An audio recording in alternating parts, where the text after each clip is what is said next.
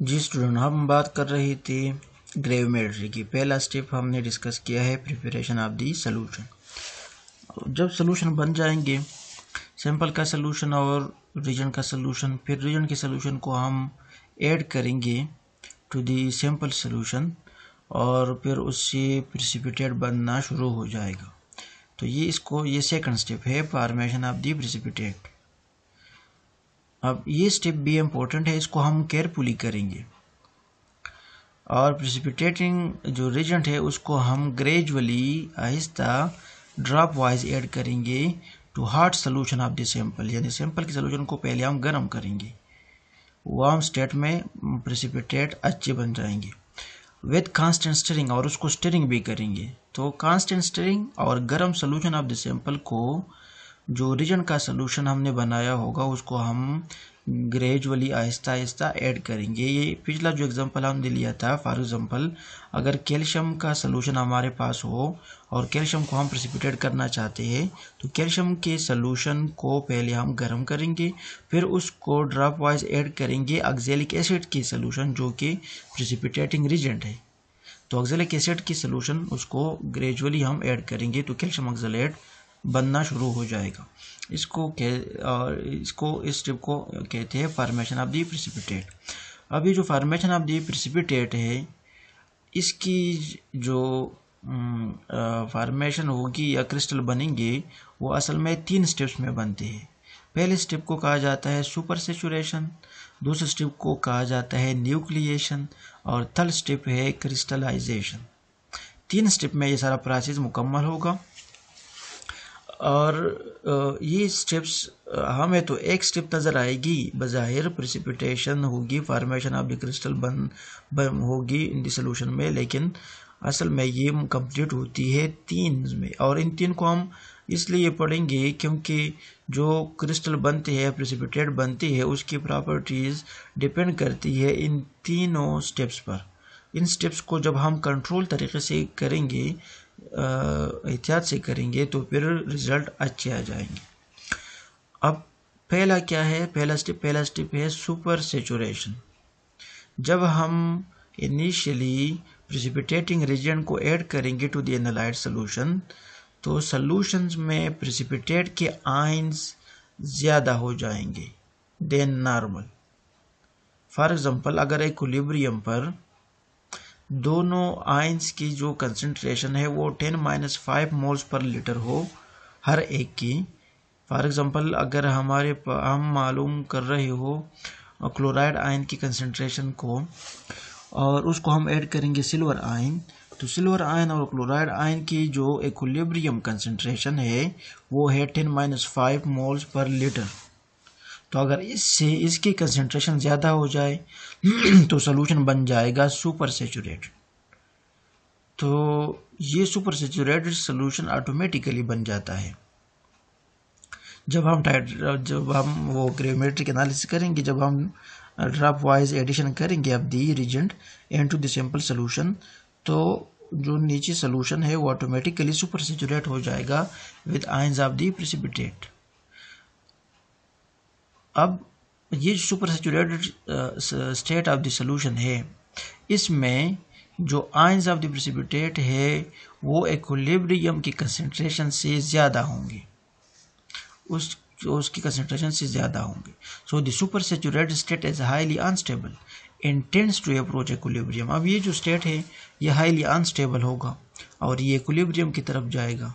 अब इक्विलिब्रियम की तरफ जब ये जाएगा तो जो एक्सिस अमाउंट है वो अलग हो जाएगा फ्रॉम द सॉल्यूशन, यानी वो इनसॉल्युबल फॉर्म में चला जाएगा। तो उससे स्मॉल पार्टिकल्स बनेंगे और उन पार्टिकल्स को कहा जाता है न्यूक्लियाई, उनको हम न्यूक्लियाई कहेंगे। ठीक है, तो सुपर सेचुरेशन पहले ये स्टेट बन जाएगी सोल्यूशन में और फिर उसके बाद डायरेक्ट शुरू हो जाएगा न्यूक्लिएशन। तो न्यूक्लिएशन में क्या होगा? न्यूक्लिएशन में आयंस ऑफ दी प्रिसिपिटेट वो कंबाइन होंगे और उससे microscopic nuclei of the precipitate बन जाएंगे।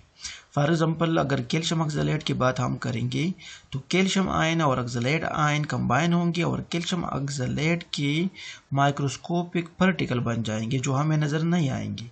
इसलिए इसको कहा जाता है माइक्रोस्कोपिक न्यूक्लियाई। न्यूक्लियाई वो बन जाएंगे, ठीक है। तो the rate of the nucleation is directly dependent on the degree of super saturation. ये जो सुपर सेचुरेशन जितना ज़्यादा होगा उतना न्यूक्लिएशन का रेट भी ज़्यादा होगा, यानी तेजी से माइक्रोस्कोपिक न्यूक्लियाई बनेंगे अगर सोल्यूशन ज़्यादा सुपर सेचुरेटेड हो, और अगर सोल्यूशन कम सुपर सेचुरेटेड हो तो फिर उसी केस में माइक्रोस्कोपिक न्यूक्लियाई की जो फॉर्मेशन है वो उसकी रेट स्लो होगी। अब जब न्यूक्लिएशन की रेट ज़्यादा होगी तो large number of small size crystal बनेंगे। यानी अगर सुपर सेचुरेशन ज़्यादा होगा तो रेट ऑफ द न्यूक्लिएशन भी ज़्यादा होगा, और जब रेट ऑफ द न्यूक्लिएशन ज़्यादा होगा तो उससे large number of small size crystal बनेंगे, यानी क्रिस्टल बनेंगे, माइक्रो न्यूक्लियाई बनेंगे लेकिन ज़्यादा बनेंगे।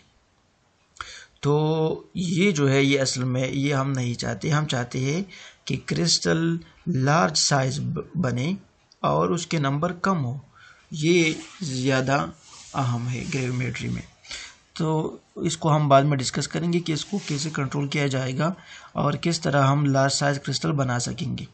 लेकिन अगर न्यूक्लिएशन की रेट ज़्यादा होगी तो स्मॉल साइज क्रिस्टल बनेंगे, तो फिर हम न्यूक्लिएशन के रेट को डिक्रीज करेंगे, कम करेंगे।